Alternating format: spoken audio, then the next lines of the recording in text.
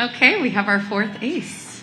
All right, everybody, let's welcome 4 Aces GC. We are joined today by Pat Perez, our captain Dustin Johnson, hometown hero Patrick Reed, and Harold Varner III. Welcome, guys.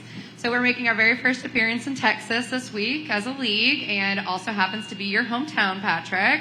How excited are you to be kind of the host this week, and what can we expect from Houston fans? Oh, man, I'm really excited, especially playing at home, and the fans I feel like are going to be amazing. A lot of energy here in Houston, especially with sports, and it should be a good turnout.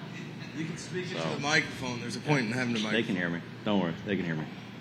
And I think the biggest thing is just having fans and people come out, not only supporting me with energy, but also supporting our team and supporting LIV.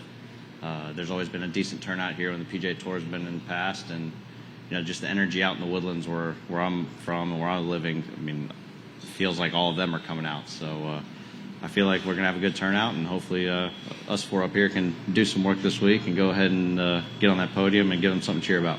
Do you feel any extra added pressure this week? I wouldn't say as much pressure as more energy. I feel a little more energized to kind of get going and put on a show for my family, friends, and everyone around here. Amazing. DJ, we are officially in the second half of the LIV Golf season, and the 4 Aces are currently sitting 10th in the standings. Do you think you guys are able to turn it around the second half of the season? I hope so. Obviously, got off to been a little bit of a slow start for us, but obviously with the 4 scores counting on Sunday, it's we've kind of been right there in a lot of events with a chance, but we all 4 got to play well on Sunday to if we want a chance to win, and it's just kind of been a little bit of our downfall. I feel like the results haven't been as well as we played necessarily. It's just it's hard with counting the 4 scores on Sunday where the whole team has to play well if you want to win. And Pat and Harold, do you guys have any experience playing this golf course? And if so, what is it? I played almost every year, the Houston Open or Shell Houston Open, whatever it was, every year. So I've been around this course a lot. What are your expectations for yourself this week, having that experience? It's a different time of the year, so the grass is different. We played when it was overseeded right before Augusta, so it's Bermuda. The ball flies a little different out of the rough. The greens are a little. They're faster with the grain and all that kind of stuff. So it's, I like it. It's just a little different. And Harold? Yeah, I think you covered it all. We obviously used to be the week before Augusta, so it was overseeded. So a little different, but I think we'll be fine. Do you guys have high expectations for yourself heading into this week? I think we should. We played bad enough to have some. So I want to ask you guys a little bit about yesterday we did an activation with Austin and Friends, Children with Disabilities. I know, Patrick, you have a connection to the organization, so I'd just like to hear a little bit from each of you, Patrick, on that connection and then what that meant to you spending time with those children. Yeah, well, I mean, it means a lot. Jason Alexander, the one that runs the foundation, is a good friend of mine. He was actually the head pro at Fazio a while back, and I got to know him really well. And his son has a disability, and spent a lot of time with him, and just having fun around those guys, and having fun with the kids. Let them be out and experience different things, different lifestyles, and just kind of see what it's like to be a professional golfer. Because all of them are always out there playing, putting, and doing some fun things. And what Jason and that organization is doing is absolutely amazing. So any way we can get behind them and show some more fun to the kids and things like that means a lot, especially to me, especially with him being pretty close to myself and the family. Yeah, I said to somebody yesterday, I see a different side of you guys when you're around, like the kids that you were around yesterday. So DJ, what did that mean to you to spend time with those kids yesterday? Well, yeah, I mean, anytime you can do something it's such a great cause, and what Jason does, and to see the kids and they were smiling and having a good time, and it was a lot of fun interacting with them. Obviously, the weather didn't quite cooperate with us very well, but we still had a good time. Just hanging out and taking some photos, and it was. But yeah, I really enjoyed it. Pat, would you say experiences like that kind of put things in perspective? Maybe when you're not playing as well out on the golf course, and yeah, for me it was like being around my kids, where they're kids, right? They have fun. Their attention span is how long?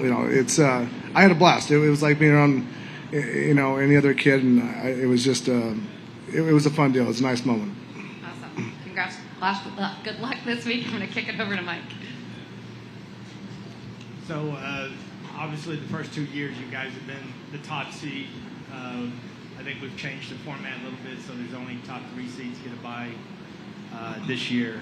What is kind of the mindset going into the second half? Are you looking at that top 3, or are you just taking it like one tournament at a time? Can't really focus on the seedings right now. Patrick, you want? I mean, first half of the year's done. I'm putting that behind us, and now we're starting fresh. We have the back half of the season to go, and I know what these guys are capable of. I know how low we can go, and how we can turn it around and get on that hot streak and win some golf tournaments. And there's no reason why we can't get back to our old form where the aces were at the top consistently winning golf tournaments. It just means we dug ourselves a little bit of a hole this first half, but hey, second half we turn that page and get going and start playing what really matters. DJ, have you given any kind of pep talk? What kind of conversations have you guys had? No, I mean, I think we all play golf. We all know where we sit, and then all of these guys have just as much drive as I do to be at the top of the leaderboard. So there's not much pep talk needed.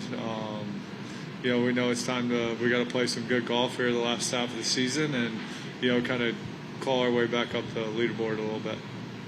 And Harold, how would you sum up your first half specifically, and what are your thoughts going into the second half for your own game? I think it's pretty simple. I haven't played well. I haven't really contributed to the team.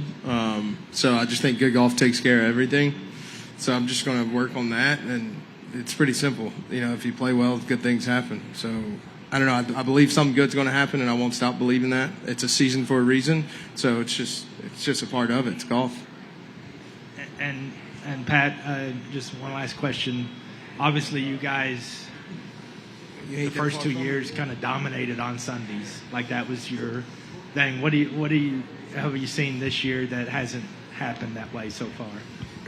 We just haven't played that well. I haven't played well, really, and it's not for, I don't really know why. I haven't put any less work in. I've actually worked just as much as, I have my whole career. I haven't really seen any scores. I just really haven't gotten on any streaks to kind of get going. But we just haven't, as a team, we just haven't had low enough scores, with the, the caliber of players that's out there and the teams that are playing well. We just haven't matched them for 3 days. And, as far as the, the last tournament, as long as we're in the playoffs, we can get hot and, we can get all the way to the top.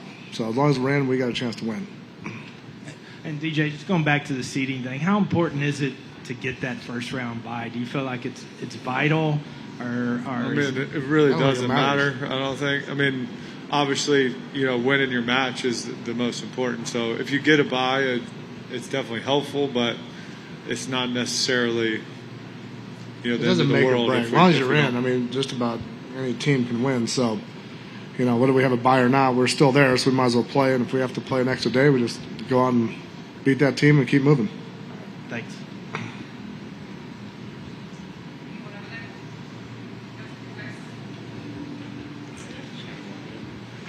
Sorry if you guys have been asked this before, but I know, Patrick, you're very familiar with the area. But Dustin, when you've come back to the Houston area, what are, some of your favorite courses here and outside of this place, and then what do you like about this place?